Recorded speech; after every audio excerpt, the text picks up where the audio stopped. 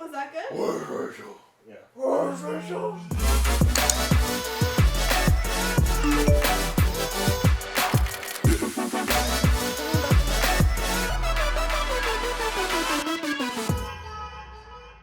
Hey guys, hope you are having a wonderful week. Today I want to talk to you about the lovely Shawn Mendes. I love this guy. I think he's very talented and I hope that some of you guys like him as well.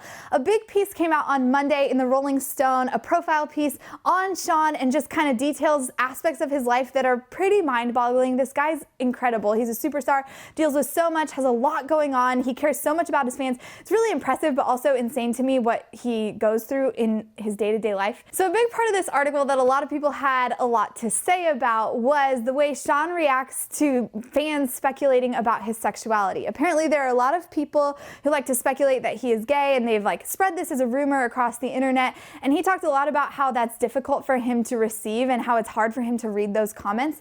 And part of that is because he feels pressured to prove that he's not gay, but at the same time he also gets frustrated that that would make a difference to his fans whether or not he lived a homosexual lifestyle.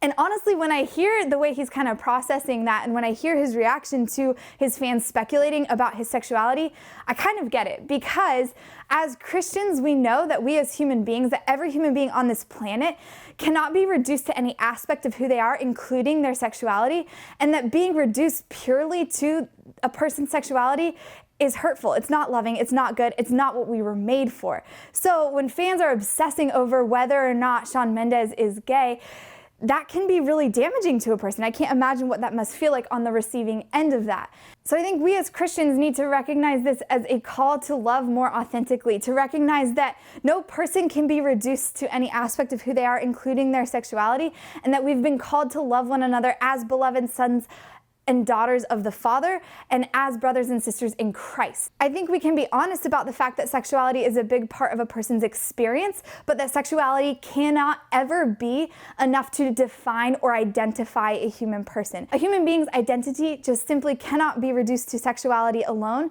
because when we reduce one another to sexuality alone, we miss out on the grandeur of what God has created. We miss out on the goodness and the fullness of who He has created us to be in His divine image and likeness. Every human being who's been created by God reflects something unique and marvelous about Him, and when we choose to reduce other human beings to simply their sexuality alone, we miss out on who God is. And when we reduce ourselves to our sexuality alone, we miss out on opportunities to share God with the world in the ways that He's calling us to, in the ways that He's asking us to. So as Christians, we have to recognize that our call is never to reduce someone to any aspect of who they are, whether that's their sexuality or where they come from or their achievements or their family or their lack of achievements. But we have to recognize that a fellow human being is a beloved son or daughter of God that we've been called to love, that is another person who is loved infinitely by the Father and who He is asking us to love as well, with that infinite love that we receive from Him alone. So just keep that in mind, and if you have any other thoughts about Shawn Mendes, if you read the article, check it out, let me know what you think. I would love to chat with you here in these comments. If you like this video, give it a like, share it with your friends, and I cannot wait to see you all next week right here on Real Talk. I want you to get to heaven, but not one of these days, maybe one of those days.